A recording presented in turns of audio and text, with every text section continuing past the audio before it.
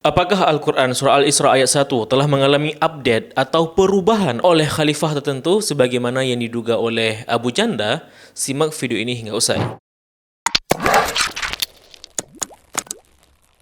Assalamualaikum warahmatullahi wabarakatuh. Kembali lagi bersama saya Zulfan Afdillah di channel Rabbanians ID. Pada episode sebelumnya kita sudah menjawab kebingungan Abu Janda secara kajian historis dan teologis tentang identitas Masjid Aqsa dalam Al-Quran dengan Masjid Aqsa dalam catatan sejarah. Di mana kita mengkaji ulang perihal yang manakah Masjidil Aqsa yang dimaksud dalam Al-Quran dengan Jami' Al-Aqsa yang dicatat dalam catatan sejarah seperti itu. Hal ini karena Abu Janda dalam Instagramnya mempertanyakan dan merasa kebingungan untuk mencari hubungan antara Masjid Aqsa dalam Al-Quran Surah Al-Isra ayat 1 dengan yang dicatat oleh sejarah, di mana bangunan yang selama ini dianggap sebagai Al-Aqsa seperti Qubbatus Sakhrah dan Masjid Al-Qibli yang umum oleh kita dianggap sebagai Masjid Al-Aqsa, padahal kata Abu Janda kedua bangunan ini baru dibina setelah Rasulullah SAW wafat. Kemudian dia bertanya, lantas Masjidil Aqsa manakah yang dimaksud dalam Al-Quran Surah Al-Isra ayat 1 tersebut. Nah, mengenai ini sudah kita bahas di video sebelumnya. Jadi selepas nonton video ini, buat yang belum menyaksikan silahkan nonton dahulu video sebelumnya. Link tertera di deskripsi video maupun di kolom komentar tersemat di bawah video ini. Adapun pembahasan di video ini adalah episode lanjutan untuk menjawab kebingungan Abu Janda, karena dalam postingannya di Instagram itu ia menjawab pertanyaan netizen dengan nada skeptis bahwa ada kemungkinan jika Al-Quran itu telah di-upgrade oleh khalifah setelahnya dan menambahkan kata Al-Aqsa di sana, yakni dalam Quran Surah Al-Isra ayat 1 tersebut, selepas bangunannya itu dibangun di kemudian hari. Nah, sangat disayangkan teman-teman, seorang aktivis yang mewakili sebuah organisasi besar malah memberikan jawaban yang sama sekali tidak mencerminkan seorang muslim yang cerdas dan juga seorang muslim yang mencintai agamanya. Malahan ia menampakkan dirinya sebagai seorang yang skeptis terhadap Islam atau seorang yang ragu dengan agama Islam seperti itu. Ya, karena memang ada yang mengatakan ya, jika Abu Janda ini memang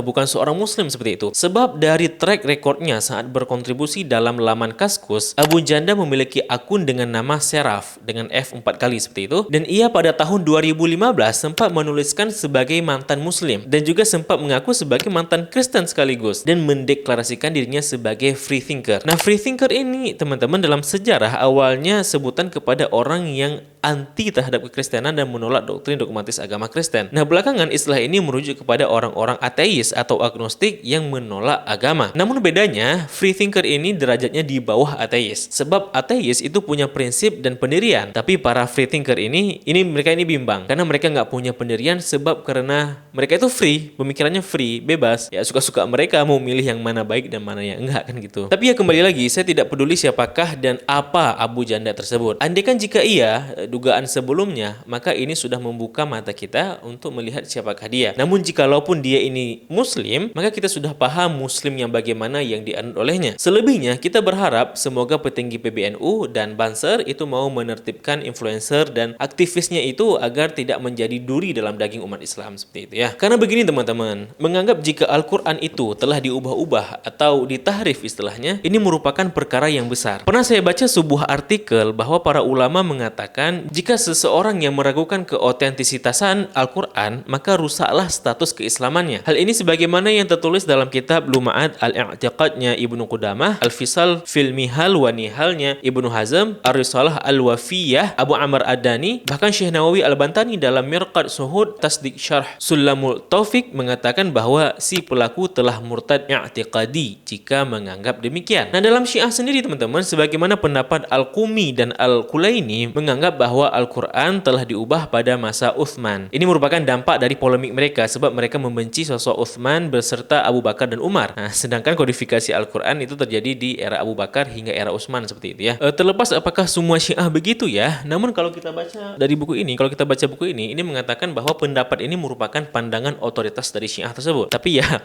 wallahu alam ya. Oke, sebelumnya ini bukan berarti saya mau mengiring opini menganggap jika Abu Janda telah murtad atau dia Syiah ya, tidak. Akan tetapi sebagai peringatan dan renungan bagi kita semua agar tidak terjerumus pada pandangan menyimpang dari Ahlus Sunnah wal Jamaah. Oleh karena itu, untuk meluruskan kembali kembali akal kita dari virus-virus syubhat ini, mari kita bahas topik ini khususnya tentang surah Al-Isra ayat 1 hingga tuntas, insyaAllah. Nah, buat teman-teman yang mau membaca tentang bantahan syubhat-syubhat lainnya, teman-teman dapat membaca di dua buku ini. Link tertera di kolom deskripsi dan di kolom komentar tersemat. Dan sebelum kita membahas lebih lanjut, izinkan saya mengucapkan terima kasih buat penonton kami yang sudah mendukung channel ini secara moral dan materi via website kitabisa.com. Semoga dukungan teman-teman diganti dengan yang lebih baik lagi, serta semoga dengan dukungan tersebut dapat mempercepat perkembangan channel ini. Buat teman-teman yang mau berpartisipasi, teman-teman dapat mengklik link kampanye kami di website kitabisa.com, di kolom deskripsi video dan di kolom komentar tersemat. Nah, untuk pembahasan kali ini teman-teman, kita akan merujuk manuskrip Al-Quran tertua, khususnya untuk melihat apakah manuskrip Al-Quran tertua ada atau tidak memiliki kata Al-Aqsanya yang menunjukkan jika istilah Al-Aqsa ini telah diupdate atau tidak di masa berikutnya,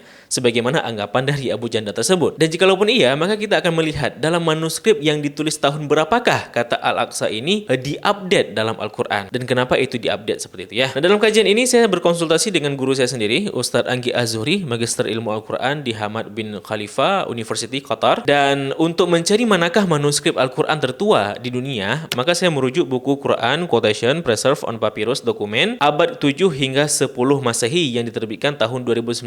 Tepatnya di subbab dengan judul Radiocarbon Dating of Quran Manuscript yang ditulis oleh Michael J. Mark dan Tobias J. Jocham. Pada bab ini teman-teman, dalam buku ini membahas mengenai uji karbon manuskrip untuk melihat usia suatu manuskrip Al-Quran tersebut. Karbon dating itu dibuat sama arkeolog biasanya. Jika diketahui bahwa umur half-life dari karbon itu bisa lebih dari 1 juta tahun. Dalam konteks palimpsest atau manuskrip, diambil karbon baik dari kertas atau tintanya, lalu diuji umur karbon yang ada di situ berapa. Sebenarnya ini alat tes untuk arkeologi untuk bukti empirik dari umur suatu benda. Tapi dia bukan hasilnya langsung diambil jadi sebuah kesimpulan, enggak. Hasil tes ini nanti jadi premis. Nah, pada halaman 216 kita akan melihat daftar tabel yang berisi manuskrip, kode manuskrip hingga perkiraan tahun manuskrip tersebut ditulis. Nah, setelah kita mendapatkan daftar manuskrip-manuskrip tertua, nah sekarang kemanakah kita dapat melihat foto scan manuskrip Al-Quran tersebut untuk mengkonfirmasi apakah dalam manuskrip tersebut telah ada kata Al-Aqsanya atau belum, seperti itu. Nah, sebelumnya teman-teman harus memperhatikan bahwa pertama, sayangnya kita agak sulit untuk melihat ke semua manuskrip Al-Quran yang ditemukan dikarenakan manuskrip tersebut berada di museum dan terkadang dengan alasan hak cipta itu tidak dibagikan secara utuh dan gratis di semua platform internet seperti itu. Dan yang kedua, perlu dipahami bahwa tidak semua manuskrip itu terkumpul dengan utuh. Terkadang ada yang ditemukan hanya sisa-sisa beberapa surah saja seperti itu. Namun ini bukan berarti sama sekali kita tidak bisa mengaksesnya. Nah, saat ini satu-satunya cara adalah kita bisa mengakses ke website corpusquranikum.d, di mana Corpus Quranikum ini merupakan proyek penelitian manuskrip Quran di bawah pimpinan Profesor Angelica Neuwirth di Berlin.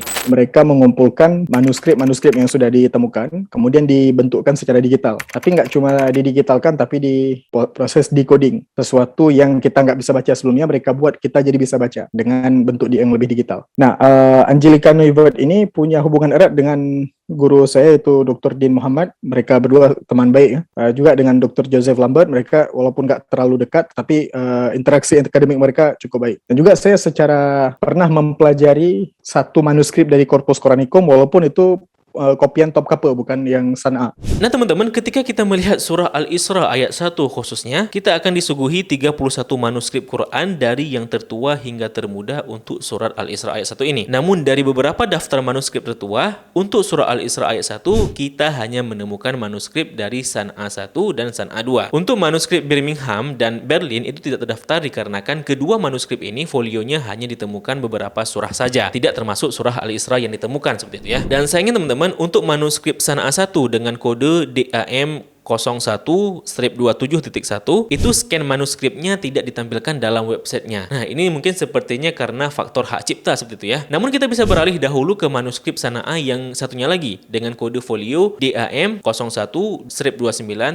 Nah, inilah penampakan dari manuskrip San'a yang diperkirakan ditulis antara era Umar bin Khattab hingga Muawiyah. Nah, sebenarnya teman-teman, dengan memperhatikan tulisannya saja itu kita sudah dapat menebak secara kasar ya perkiraannya kapan ditulis menulis manuskrip ini? Pertama, kalau diperhatikan manuskrip ini ditulis dengan khat Hijazi, di mana khat Hijazi ini merupakan khat kuno yang paling tua sebelum adanya khat Khufi. Dan khat Khufi itu baru ada di era Abbasiyah. Maka manuskrip ini dipastikan ada sebelum era Abbasiyah. Bagaimana suatu bentuk gaya tulisan itu kita bisa menilai umurnya kapan. Ceritanya khat Hijazi ini adalah khat yang paling pertama dipakai di Arab.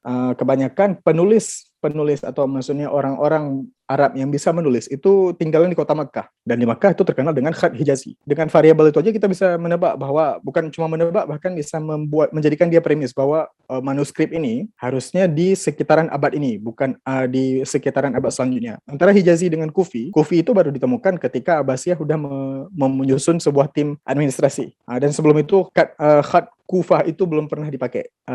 Otomatis mushaf pertama di dunia, termasuk mushaf Utsmani yang sudah hilang, dikatakan ditulis dengan khat Hijazi. Dan yang kedua teman-teman, tulisannya itu tidak ada baris dan titik, baik nuqtatul i'jami apalagi nuqtatul i'rabi. Sedangkan pemberian titik itu pertama kali di era Muawiyah. Maka dapat dipastikan manuskrip ini ditulis pada masa sebelum era Muawiyah. Nah, ini untuk perkiraan kasarnya saja ya. Untuk perkiraan yang lebih ilmiah dan akurat, maka digunakanlah metode radiokarbon, yakni dengan uji kimia, dan diperkirakan manuskrip ini ditulis pada tahun 633 Masehi hingga 665 Masehi dengan tingkat keakuratannya 95,4%. Sedangkan teman-teman, menurut Abu Janda, bangunan ini itu dibangun tahun 691 Masehi, dan yang kubah abu-abu itu baru rampung tahun 715 Masehi, kata Abu Janda. Artinya teman-teman, manuskrip Sana'a ini sudah ada jauh 26 tahun sebelum Qubbatus Sakhrah itu dibangun dan 50 tahun sebelum Masjid Kubah abu-abu itu rampung. Nah, pertanyaannya adalah apakah manuskrip ini ada kata Al-Aqsanya